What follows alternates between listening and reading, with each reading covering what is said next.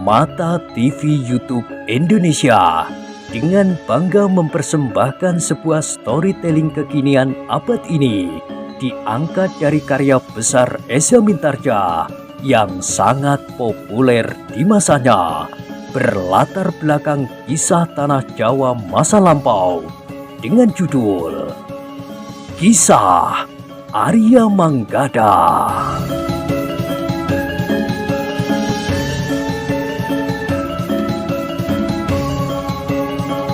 Pada kesempatan yang sangat baik ini, kita masuk pada episode yang ke-28.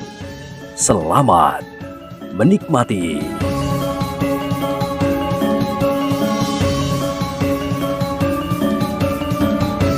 Pada episode sebelumnya telah diceritakan, orang bongkok itu seakan-akan tidak mendengarnya. Ia masih juga bertanya, "Apa alasanmu ikut bersama Panembahan yang gila itu, yang menganggap kerisnya telah berharga dari jiwa seseorang?" "Persetan," geram orang itu. "Kaulah yang telah berkhianat atas perguruan kita. Panembahan Lebdokati adalah orang yang memiliki hak yang sah untuk memimpin padepokan kita." "Kenapa? Apakah aku pernah menentang? Yang aku tentang adalah ilmu gilanya itu, yang di setiap bulan purnama harus mengorbankan seorang gadis untuk keris dan kepercayaannya itu," berkata orang bongkok itu. "Kau sudah terlalu banyak berbicara," geram orang tua itu. "Sudah saatnya aku membunuhmu." Tetapi orang bongkok itu berkata, "Kau ternyata memang bodoh. Kenapa kau tidak bergabung bersama Panembahan Lebdokati? Berdua kalian akan menjadi kekuatan yang sulit dipatahkan. Tetapi sendiri-sendiri, kau tidak berarti apa-apa. Kita pernah berguru bersama, sebagaimana Panembahan Lebdokati. Dan kita tahu perbandingan ilmu kita, sehingga tanpa bertanding pun, kita sudah dapat menentukan siapa di antara kita yang kalah dan menang." "Cara berpikirmu sangat sederhana," berkata orang tua itu. "Kau kira perbandingan ilmu seseorang akan tetap sama berpuluh tahun sekalipun? Aku tahu bahwa kau telah terbius dengan ilmu sesat saudara seperguruan kita yang menyebut dirinya Panembahan Lebdokati itu, sehingga kau merasa bahwa ilmumu telah jauh meningkat. Tetapi kau pun harus memperhitungkan bahwa aku pun telah meningkatkan ilmuku tanpa mengotori tanganku dengan darah gadis-gadis di saat bulan purnama," berkata orang bongkok itu. "Tutup mulutmu," geram orang tua itu. "Kau kira ilmu siluman harimaumu itu menakutkan aku?" "Aku tidak pernah berhubungan dengan siluman yang manapun juga. Aku mencoba untuk bersikap lurus. Tetapi aku memang memelihara 2 ekor harimau. Kau ingin melihatnya?" bertanya orang bongkok itu. "Jangan kau kira aku tidak tahu," berkata orang itu. "Aku memang tidak tahu bahwa kau telah memelihara harimau sesungguhnya. Tetapi kau sendiri adalah seekor harimau jadi-jadian sejak kau berada di perguruan kita. Nah, sekarang kita akan berhadapan. Jika kau sebut ilmuku ilmu sesat, maka ilmumu adalah ilmu siluman." Orang bongkok itu mengerutkan keningnya. Katanya, "Ternyata pengetahuanmu tentang berbagai macam ilmu sangat picik. Tapi baiklah, sekarang menyerahlah. Kau tidak akan berarti apa-apa di hadapan Ki Ajar. Tetapi kau tidak usah berhadapan dengan Ki Ajar, karena kau tidak cukup berharga untuk melayaninya." "Anak iblis," geram orang itu. "Bersiaplah untuk mati. Semua orang akan mati." "Sudah aku katakan bahwa kau ternyata sangat bodoh tidak bergabung dengan Panembahan Lebdokati, karena berdua kalian sulit untuk dikalahkan. Tetapi sekarang kau tidak berarti lagi." sahut orang bongkok itu. Orang itu tidak menunggu lebih lama lagi. Tiba-tiba ia telah menyerang orang bongkok itu dengan garangnya. Si bongkok sudah bersiap menghadapi serangan itu. Karenanya, demikian serangan datang ia telah meloncat menghindar. Bahkan ia bergeser dan meloncat turun ke halaman. Sejenak kemudian, terjadi pertempuran sengit. Keduanya adalah orang-orang yang berilmu tinggi. Dengan meningkatkan ilmu mereka, keduanya telah bertempur semakin lama semakin cepat dan keras. Ki Ajar bersama kedua anak muda itu pun turun pula ke halaman, melihat Manggada dan Laksono berdiri terpaku. Ki Ajar berdesis, "Si bongkok akan dapat mengatasinya." Tapi tiba-tiba Manggada bertanya, "Apakah benar Ki Pandi dapat menjelma menjadi seekor harimau seperti yang dikatakan orang tua itu? Apakah benar ilmunya dapat disebut ilmu siluman?" "Oh," Ki Ajar tersenyum, "sama sekali bukan. Ki Pandi itu tidak dapat menjelma menjadi seekor harimau, apalagi harimau putih sebesar kerbau. Ia tidak memiliki ilmu siluman seperti yang dikatakan orang tua itu.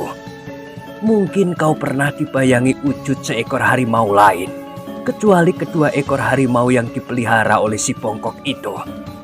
Tapi yang kalian lihat itu adalah sekedar bayangan angan-anganmu, bentuk-bentuk semu. Memang Ki Pandi mampu melontarkan getaran semu, sehingga kedua ekor harimaunya itu seolah-olah dapat menjadi lebih banyak, menjadi 3, 4 atau lebih." Manggada dan Laksono mengangguk-angguk. Hampir tidak terdengar Manggada bergumam, "Ternyata Ki Pandi adalah orang yang berilmu tinggi." Iya, ia memang berilmu tinggi. Bahkan ternyata lebih tinggi dari yang aku duga. Ketika kita bertemu dengan orang yang menyebut dirinya Panembahan Leptogati, orang bongkok itu telah menunjukkan kemampuannya yang sebenarnya, yang sebelumnya tidak pernah aku ketahui. Agaknya selama ini, orang bongkok itu sempat memperdalam ilmunya bersama dengan kedua ekor harimaunya.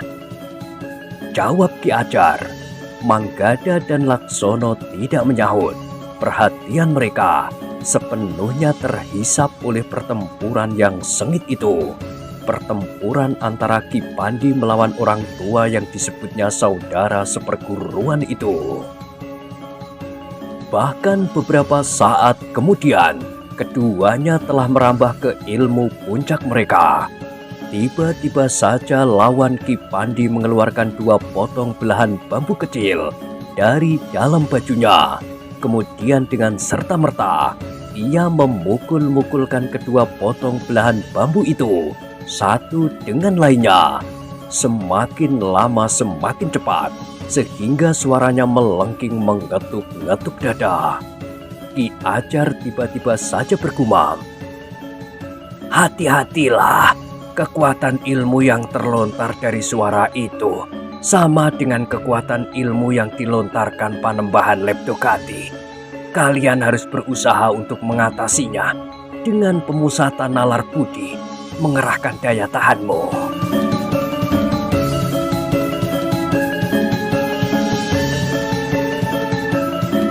Manggada dan Laksono memang harus melakukannya. Suara kedua potong belahan bambu itu bagaikan telah menghentak-hentak jantungnya, sehingga rasa-rasanya jantung mereka akan terlepas dari tangkainya.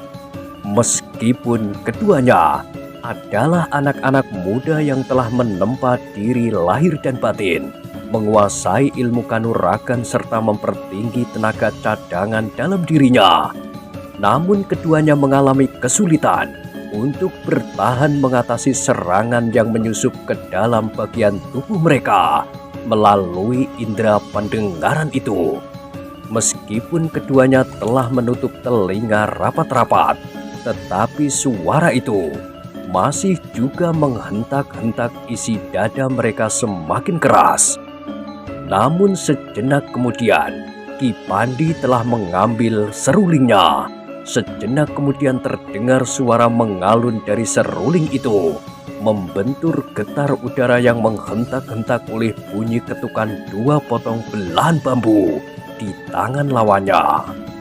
Keduanya ternyata memiliki ilmu yang sangat tinggi.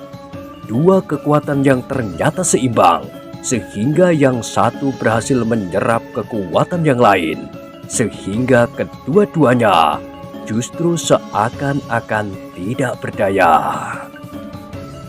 Orang tua yang ternyata adalah saudara seperguruan Ki Pandi itu telah menghentikan serangannya dengan mengetuk-ngetukkan kedua belahan bambunya itu.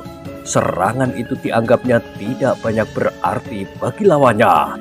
Demikianlah, tiba-tiba saja ia telah menyerang Ki Pandi dengan mengibaskan tangannya. Serangan yang ternyata dahsyat sekali, sebagaimana dilakukan oleh Panembahan Leptogati.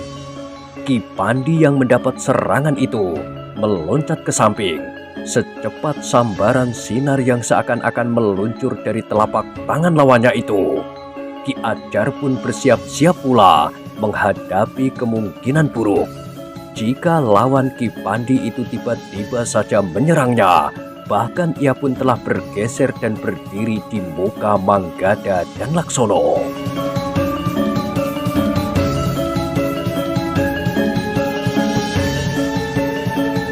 Ketika beberapa kali Ki Ajar sempat melihat orang itu berpaling sekilas kepadanya dan kedua anak muda itu, maka ia pun menjadi semakin curiga. Karena itu ia berdesis, "Berhati-hatilah, orang itu dapat dengan curang menyerang kita." Namun orang itu masih juga memusatkan perhatiannya kepada Ki Pandi. Agaknya Ki Pandi kemudian tidak saja ingin berloncatan menghindar, tetapi ia pun memiliki ilmu serupa. Karena itu Ki Pandi pun ingin segera mengakhiri pertempuran itu, apapun yang terjadi. Karena itu ketika lawannya sekilas dilihatnya bersiap menyerangnya, Ki Pandi tidak lagi berniat untuk menghindar. Ia telah bersiap menghadapi kemungkinan yang paling buruk dengan membenturkan ilmunya yang serupa. Sebenarnya lah, sejenak kemudian saudara seperguruan Ki Pandi itu telah menyerang dengan ilmunya. Tetapi Ki Pandi sudah bertekad bulat. Karena itu yang dilakukannya kemudian adalah melontarkan serangan serupa. Sejenak kemudian terjadi benturan dahsyat. Ilmu yang bersumber dari mata air yang sama, yang mengalami tempaan dan pengembangan untuk waktu yang lama, sehingga ilmu kedua orang itu pun telah menjadi masak. Ternyata akibatnya mengejutkan. Kedua orang itu terpental beberapa langkah. Ki Pandi jatuh terguling beberapa kali di tanah. Namun kemudian ia sempat bangkit berdiri tegak dan bersiap menghadapi segala kemungkinan. Meskipun dadanya terasa nyeri sekali, rasa-rasanya nafasnya menjadi sesak dan menyumbat kerongkongannya. Lawannya pun mengalami keadaan yang sama. Bahkan lawannya tidak lagi mampu bergerak setangkas Ki Pandi. Ketika ia sempat bangkit, terasa sendi-sendi tulangnya bagaikan terlepas pula. Untuk beberapa saat Ki Pandi menunggu, namun Ki Pandi masih harus berusaha mengatasi rasa sakitnya sebagaimana lawannya. Namun agaknya kecurigaan Ki Ajar beralasan. Dalam keadaan yang belum mantap, lawan Ki Pandi itu tiba-tiba sudah mempersiapkan serangannya. Demikian cepatnya, tidak diarahkan kepada Ki Pandi, tetapi diarahkan kepada Ki Ajar dan dua orang anak muda yang berdiri agak di belakangnya.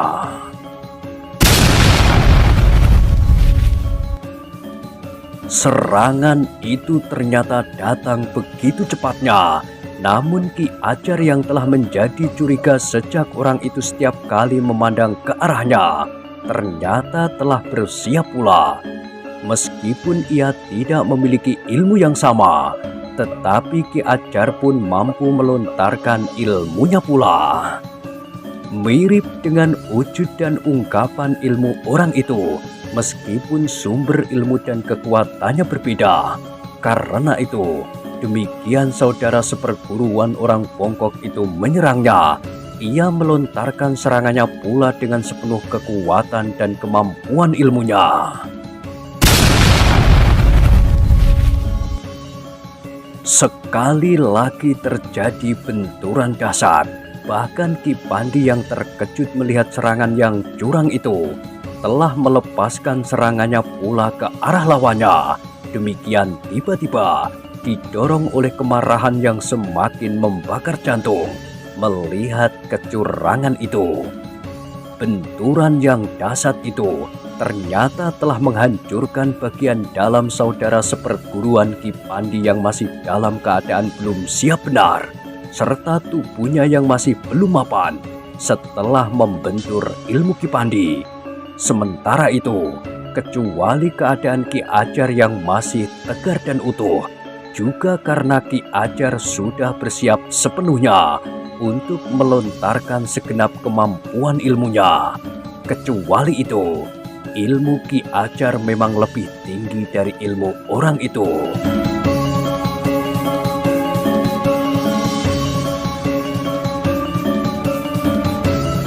Dalam keadaan yang demikian, serangan Ki Pandi yang meskipun dengan tiba-tiba dan tidak dapat mengerahkan segenap sisa kekuatannya, ternyata ikut menentukan. Saudara seperguruan Ki Pandi yang terlempar oleh benturan ilmu yang tidak seimbang dengan ilmu Ki Ajar itu, telah pula dikenai serangan orang bongkok itu. Karena itu, demikian orang itu terjatuh di tanah, maka ia hanya sempat menggeliat. Mati. Manggada dan Laksono yang menyaksikan pertempuran itu menjadi berdebar-debar. Ternyata apa yang diketahuinya selama mereka berada di perguruan baru sebagian kecil dari dunia olah kanuragan. Ketika kemudian mereka sempat menjenguk Cakrawala, maka yang dilihatnya adalah raksasa-raksasa yang belum pernah terbayangkan sebelumnya. Sejenak kemudian, keduanya masih saja termangu-mangu. Ki Ajar telah melangkah dengan tergesa-gesa mendekati orang bongkok yang nampak menjadi sangat lemah setelah ia menghentakkan sisa tenaganya. "Duduklah," berkata Ki Ajar sambil menolong orang bongkok yang terhuyung-huyung, kehabisan tenaga, sehingga sulit baginya untuk mempertahankan keseimbangannya.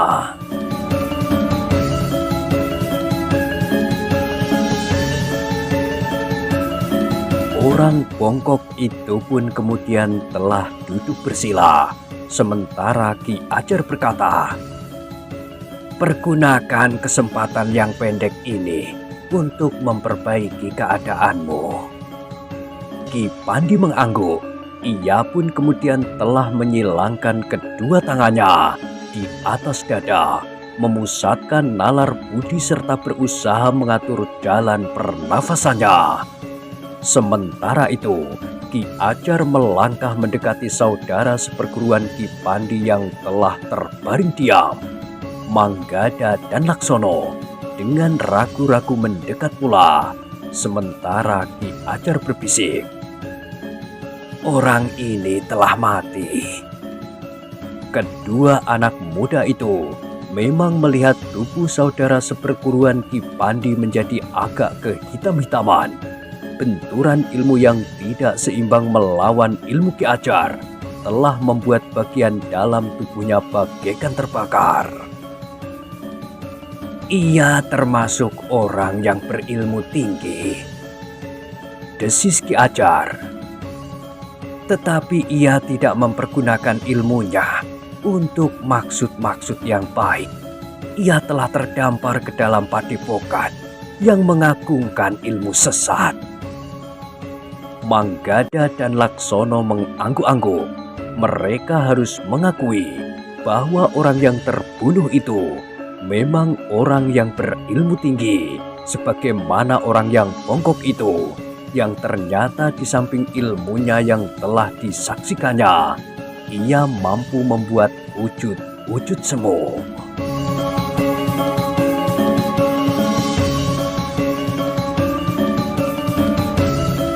Anak-anak muda, berkata Ki Ajar kemudian, ternyata kalian telah mendapatkan kesempatan untuk menyaksikan dari dekat betapa kasarnya dunia olah kanuragan itu.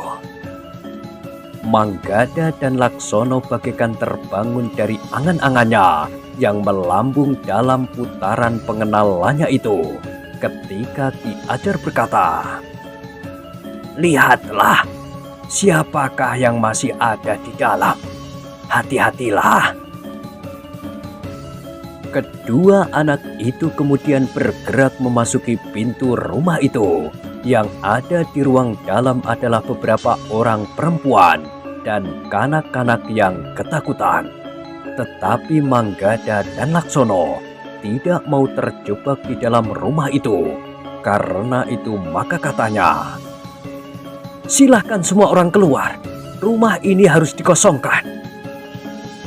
Orang-orang yang ada di dalam rumah itu masih gemetar ketakutan.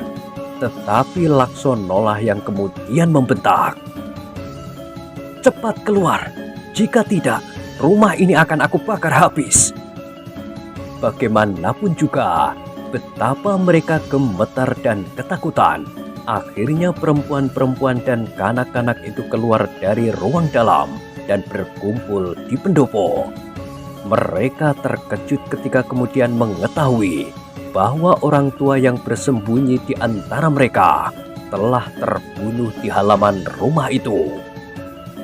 Orang itu sangat berbahaya, berkata Manggada.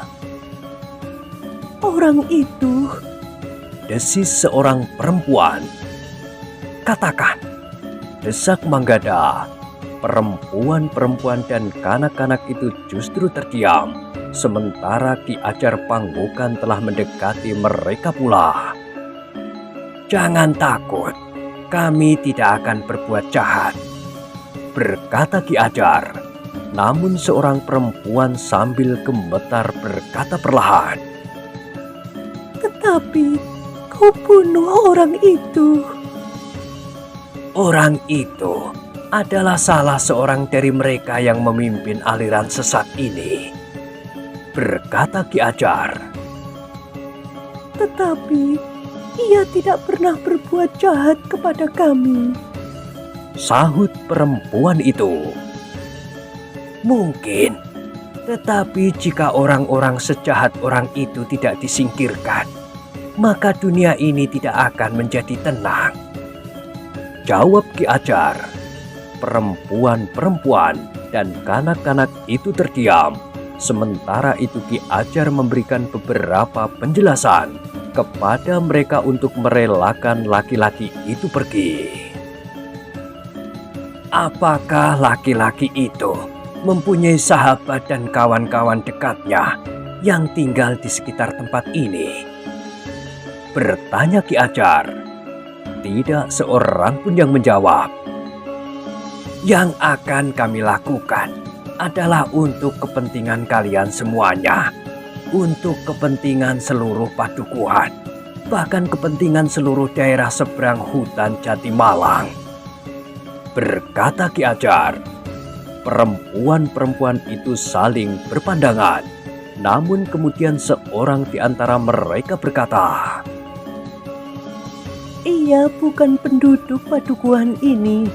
Ia datang dari padepokan induk dan tinggal di sini untuk bersembunyi. Apakah kau kenal orang itu sebelumnya? Bertanya Ki Ajar. Kami belum mengenalnya, tetapi kami pernah melihatnya. Namun selama ia berada di sini, ia tidak menunjukkan sikap jahatnya. Berkata perempuan-perempuan itu. Ki Ajar termangu-mangu. Apapun yang dikatakan mereka, masih harus diteliti latar belakang kehidupan perempuan-perempuan itu. Agaknya mereka berada dalam pengaruh kepercayaan yang sesat itu, sehingga dengan demikian ia tidak akan dapat dengan mudah memberikan penjelasan tentang peristiwa yang baru saja terjadi. Karena itu, maka Ki Ajar pun kemudian berkata kepada Manggada dan Laksono, "Kita memang memerlukan waktu. Lebih baik kita tinggalkan dahulu tempat ini." "Bagaimana dengan tubuh itu?" bertanya Manggada. "Kita letakkan saja di pendopo. Nanti kita akan minta para prajurit menyelesaikannya," berkata Ki Ajar. Manggada dan Laksono pun mengangguk-angguk, namun mereka harus mengangkat tubuh itu dan meletakkannya di pendopo. "Orang ini tidak akan dapat berbuat apa-apa lagi," berkata Ki Ajar. "Biarlah ia di sini. Nanti kami akan mengambilnya dan menguburkannya. Tugas kami belum selesai." Demikianlah, maka Ki Ajar, orang bongkok itu, Manggada dan Laksono meninggalkan tempat itu. Mereka dengan tergesa-gesa menuju ke induk padepokan dengan mengikuti jejak para prajurit Pajang. Namun ketika mereka sampai ke padukuhan induk, tempat itu telah bersih, tidak terjadi pertempuran dan tidak terjadi kekerasan. Agaknya para penghuni padepokan induk itu sempat melarikan diri. Tetapi sebagian besar dari mereka tentu sudah ada di tangan para prajurit ketika kita bertempur melawan mereka di sekitar rumah Ki Ajar, berkata pemimpin prajurit Pajang itu. Ki Ajar mengangguk-angguk. Katanya kemudian, "Bagaimana dengan padepokan induk ini? Kita tentu tidak menghendaki lambang kehadiran kepercayaan yang sesat ini." Pemimpin prajurit Pajang itu pun mengangguk-angguk. Katanya, "Kita akan menghancurkannya, sebagaimana kita menghancurkan tempat dan peralatan upacara itu." Ki Ajar mengangguk-angguk. Katanya, "Aku sependapat. Padepokan induk ini harus dihancurkan. Di dalam padepokan ini masih juga terdapat alat-alat upacara dari kepercayaan sesat itu, sanggar dan beberapa macam kelengkapannya." Demikianlah, sejenak kemudian pemimpin prajurit Pajang itu pun memerintahkan kepada prajurit-prajuritnya untuk menghancurkan padepokan itu. "Tidak boleh ada satu jenis benda upacara yang boleh dimiliki oleh siapapun juga," perintah Senopati itu. Para pemimpin kelompok telah diperintahkan untuk mengadakan pengawasan yang ketat. Di dalam beberapa ruang khusus memang terdapat beberapa benda upacara yang mahal nilainya. Ada yang dibuat dari tembaga, perak, dan bahkan ada yang dibuat dari logam yang berlapis emas.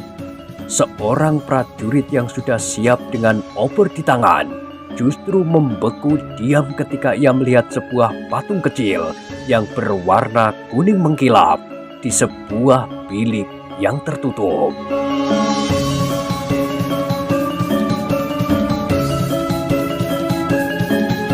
"Patung itu tentu terbuat dari emas," desisnya. Prajurit itu termangu-mangu sejenak. Namun tiba-tiba saja Senopati prajurit Pajang telah berdiri di belakangnya. Nampaknya bilik tertutup di ruang yang paling dalam itu telah menarik perhatiannya pula.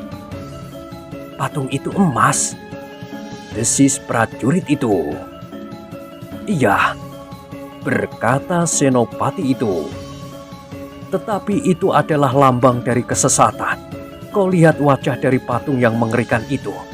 Meskipun dari emas, tetapi memancarkan cahaya kegelapan. Emas itu sendiri adalah logam yang berharga. Tetapi patung itu adalah benda yang harus dimusnahkan. Patung yang oleh orang-orang berkepercayaan sesat ini telah disembah dan diagungkan. Seolah-olah patung itu mampu memberikan sesuatu kepada panembahan Leptogati dan penganut-penganutnya. Patung itu adalah berhala. Prajurit itu termangu-mangu, sementara Senopati itu berkata seterusnya, "Kau lihat landasan patung itu." Prajurit itu ternyata tidak memperhatikan sama sekali landasan patung yang terbuat dari emas itu. Baru kemudian ia sadar bahwa landasan patung itu adalah sebuah tengkorak yang telah dibalut dengan tembaga pula, sehingga yang nampak sepintas adalah sebuah landasan patung yang bagus buatannya. "Tengkorak!" desis prajurit itu. "Iya, agaknya lambang dari kepercayaan ini adalah tengkorak," berkata Senopati itu. "Bukan," terdengar suara di belakang mereka. Senopati itu pun berpaling. Ki Ajar dan orang bongkok itu telah berdiri di belakang mereka, di luar pintu. Senopati itu menarik nafas dalam-dalam. Ruang itu terasa pengap, sementara sebuah lampu minyak menyala di atas patung kecil itu. Bayangan di wajah patung itu memang membayangkan cahaya hitam dari dunia kegelapan.